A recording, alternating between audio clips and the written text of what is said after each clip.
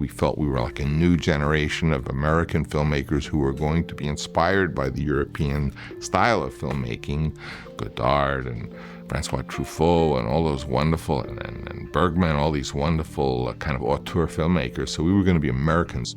The filmmakers identified by Francis Ford Coppola in this quote are commonly understood to be members of a film movement known as European art cinema, which prioritized artistic merit over commercial appeal. As explored in part 1 of this series, which you can watch here, The 400 Blows, the debut film of the French filmmaker Francois Truffaut, largely initiated the European art cinema movement. Earlier in his life as a film critic, Truffaut developed a critical framework to articulate how specific directors during the golden age of the Hollywood studio system manipulated the resources available to them to create films with personal ideas. Yet, while the film industries of countries worldwide were experiencing unprecedented growth during this period, Hollywood was imploding.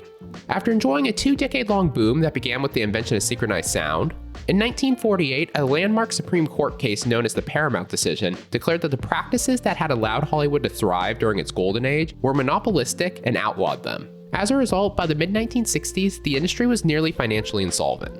However, as this video will explore, a young generation of filmmakers known as the New Hollywood, captivated by European art cinema, harnessed the movement's art-first ideals and reinvigorated the film industry in the United States. To understand how this cross-pollination between the European art film world and commercial Hollywood occurred, part 2 of this series on the auteur will now commence by examining the production history of the landmark film, Bonnie and Clyde.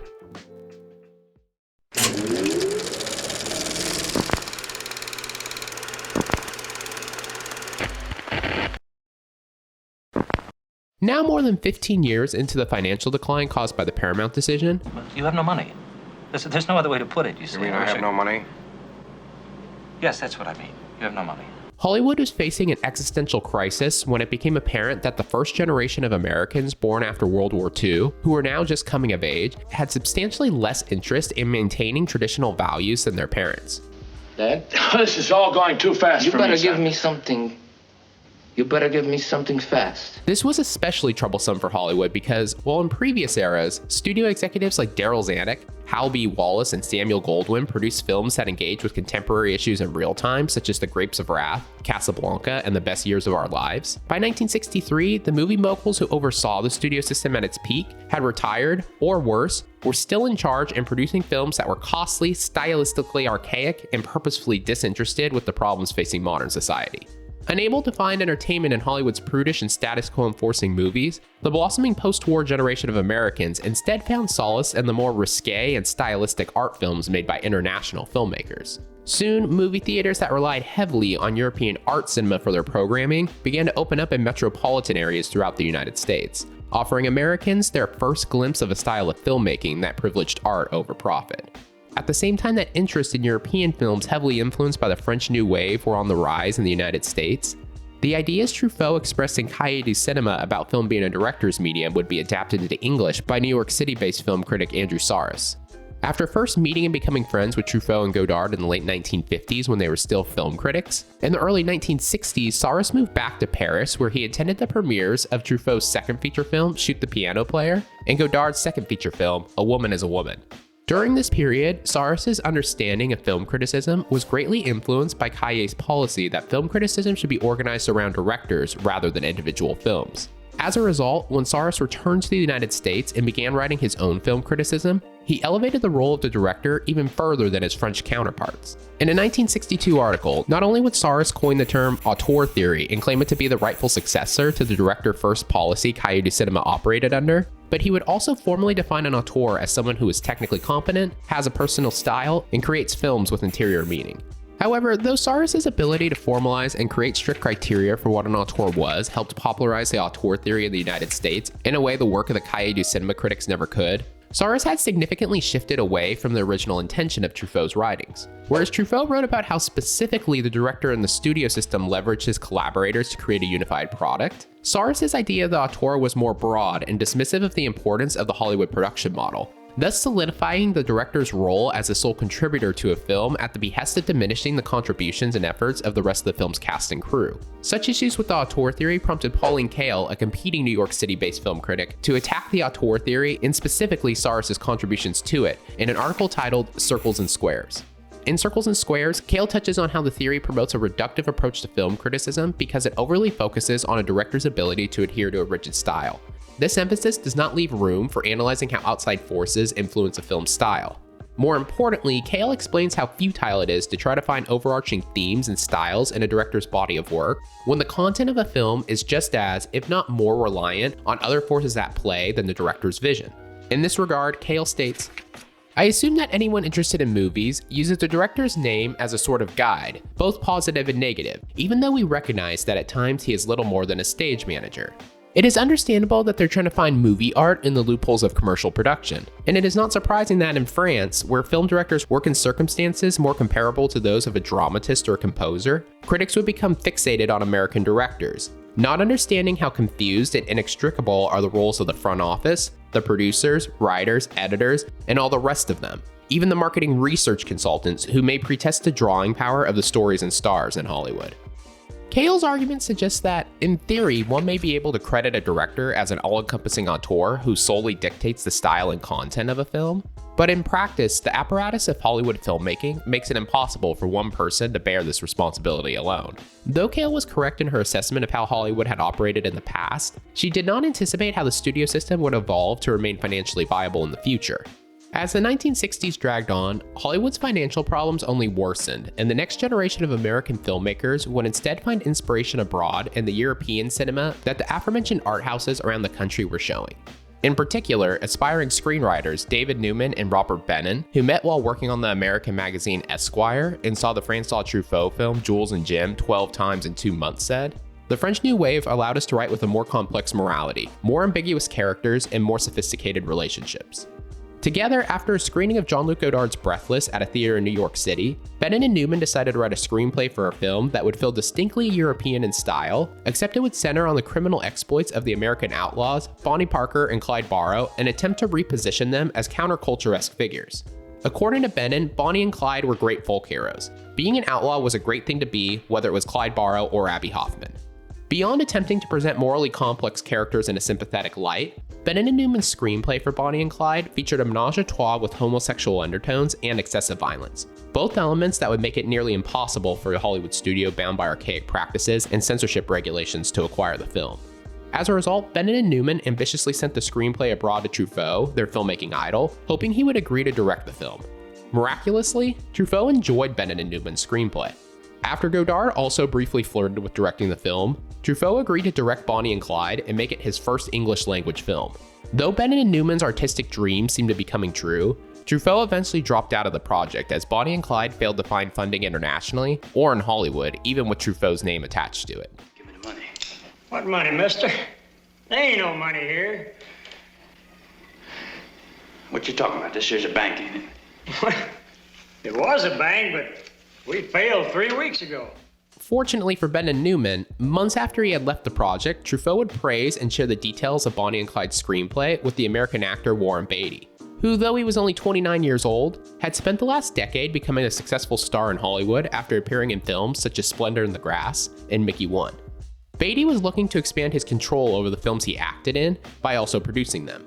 Seeing Bonnie and Clyde as the ideal project for him to do so, Beatty bought the rights to adapt the screenplay immediately after reading it for $25,000. You know what you done there?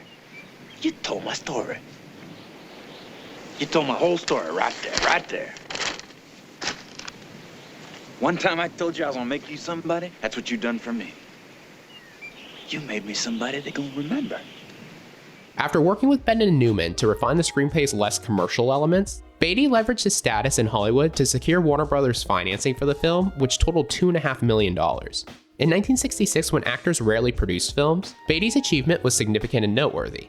However, to understand the full context of Warner Brothers' investment, it is also essential to contextualize how little money $2.5 million was to the studio during even a period of financial instability. For comparison, the same year Warner Brothers produced Bonnie and Clyde, the production of Camelot cost the studio $12 million. Ain't much, is it? Well, times is hard. Well, let's get down to it. Nevertheless, even though it was being made for a relatively minuscule amount of money and represented a minuscule financial risk to the studio, Jack Warner, when talking about Bonnie and Clyde, complained, "Who wants to see the rise and fall of a couple of rats? I'm sorry I did not read the script before I said yes." At the end of 1966, with Bonnie and Clyde going into production, just as the iteration of the studio system that he helped build was crumbling, Jack Warner, the last remaining mogul of classic Hollywood, sold his remaining stake in the studio that he and his brothers founded more than 40 years earlier in 1923. Could it possibly be civilized to destroy the thing I love? Though the reshuffling of Warner Brothers during the making of Bonnie and Clyde meant that the film had little interference from studio executives, the company's disintegration also meant that access to the studio's resources and facilities, such as casting departments, sound stages, and trained technicians, would be limited. Without the overbearing apparatus of the studio system that just a decade earlier had defined how films looked and were made by fabricating reality, Beatty and the film's director, Arthur Penn, decided that Bonnie and Clyde would indulge in the realism of the French New Wave aesthetic that inspired the screenplay. As a result, Bonnie and Clyde features actors from the theater and live television with minimal Hollywood experience, natural locations in Texas rather than those constructed on the studio backlot, and explicit violence portrayed using rule-breaking filmmaking techniques such as jump cuts. When the film was completed, after being dismissed by the new leadership group at Warner Brothers, leading to a less than optimal distribution plan, Bonnie and Clyde received a limited theatrical release, where it was then lambasted by established critics with more conservative tastes who did not understand the film. Bosley Crowther, who was a film critic for the New York Times since 1940, was 67 years old, and more importantly was out of touch with the emerging countercultural generation, said in his review of Bonnie and Clyde, "This blending of farce with brutal killings is as pointless as it is lacking in taste, since it makes no valid commentary upon the already travestied truth, and it leaves an astonished critic wondering just what purpose Mr. Penn and Mr. Beatty think they serve with this strangely antique sentimental claptrap." In 1967, the negative review of Crowther and other film critics with similar backgrounds, in conjunction with its abysmal distribution plan, meant that Bonnie and Clyde would do minimal business and disappear from theater marquees without notice after just a few weeks. At first, Bonnie and Clyde seemed destined for this doomed fate. However, the film's reception slowly shifted after Pauline Kael wrote a 9,000-word essay about Bonnie and Clyde, which the New Yorker decided to publish after the New Republic, the publication she was working for at the time, refused to print it. For comparison, the script for this entire video is only 3,000 words. Did you write all that yourself? And do you want to hear this or not? In the essay, Kael explains that Bonnie and Clyde brings into the almost frighteningly public world of movies things that people have been feeling and saying and writing about. And once something is said or done on the screens of the world, once it has entered mass art, it can never again belong to a minority, never again be the private possession of an educated or knowing group. But even for that group, there is an excitement in hearing its own private thoughts expressed out loud, and in seeing something of its own sensibility become part of our common culture. According to David Newman, the Pauline Kael review was the best thing that ever happened to Bennett and myself. This was a genre gangster film in its broad outline, not a highly respected genre. What she did was say to people, you can look at this seriously, it doesn't have to be an Antonioni film about alienated people walking on a beach in black and white for it to be a work of art. Though Bonnie and Clyde would only make $2.5 million at the box office during its first 4 months of release in 1967, in 1968, largely because of Kael's review, it would gross an additional $16.5 million to become one of the top 20 highest grossing films up until that point. Because of the Bonnie and Clyde essay she wrote, Kael would serve as the film critic for The New Yorker for the next 24 years until her retirement in 1991. Meanwhile, Crowther, who published 2 additional negative reviews of Bonnie and Clyde that reinforced his original position even after public opinion had shifted, would be relieved of his role at the New York Times shortly after for being perceived as out of touch with the current zeitgeist. Within the following year, because Bonnie and Clyde and other films from 1967 that reinvigorated Hollywood by attempting to grapple with the present moment, the censorship code would be replaced by a rating system that permitted studios to produce more transgressive films. Arthur Penn states, "The walls came tumbling down after Bonnie and Clyde. All the things that were in concrete began to just fall away." As a result, over the next few years, as the studio system deteriorated, directors such as Francis Ford Coppola, Martin Scorsese, George Lucas, Steven Spielberg, and Brian De Palma were given the freedom to experiment with genre and form, a luxury that previous generations of Hollywood filmmakers had not been afforded. Among film historians, this period, which spanned roughly from 1967 to 1980, is known as the New Hollywood. Not only were films from this era immensely popular with audiences because they were stylistically bold and explored contemporary ideas that were upending American society during a tumultuous political period, but because they embraced a stripped-down style of filmmaking pioneered by European art cinema, they were also incredibly cheap to produce compared to the studio pictures of yesteryear. Simply put, films in the New Hollywood style were simultaneously less risky financially and promised more significant return on investment. This new reality prompted the studio system to undergo rapid transformation to accommodate the latest economic conditions. As a result, from 1970 to 1980, the number of movie tickets sold in the United States increased, reversing a multi-decade decline in attendance. Thus, in the same way the Golden Age filmmaker style provided the influence that the European art cinema directors needed to revitalize their nation's film industry, the new Hollywood filmmakers who were inspired by European art films were able to reestablish the Hollywood studio system. On the one hand, this back and forth interaction embodies a unique quality of art that allows for influence to span space and time to inspire new means of creative expression. On the other hand, it also reinforces the harsh reality that economic and market forces play a defining role in molding and constructing art through industrial machinations, a fact that would eventually spell the end of the new Hollywood. As explored in this video, although Andrew Sarris and Pauline Kael held differing views on the validity of the auteur theory, they played significant roles in introducing a generation of American filmmakers to the filmmaking principles championed by Francois Truffaut and the other Cahiers du Cinema critics.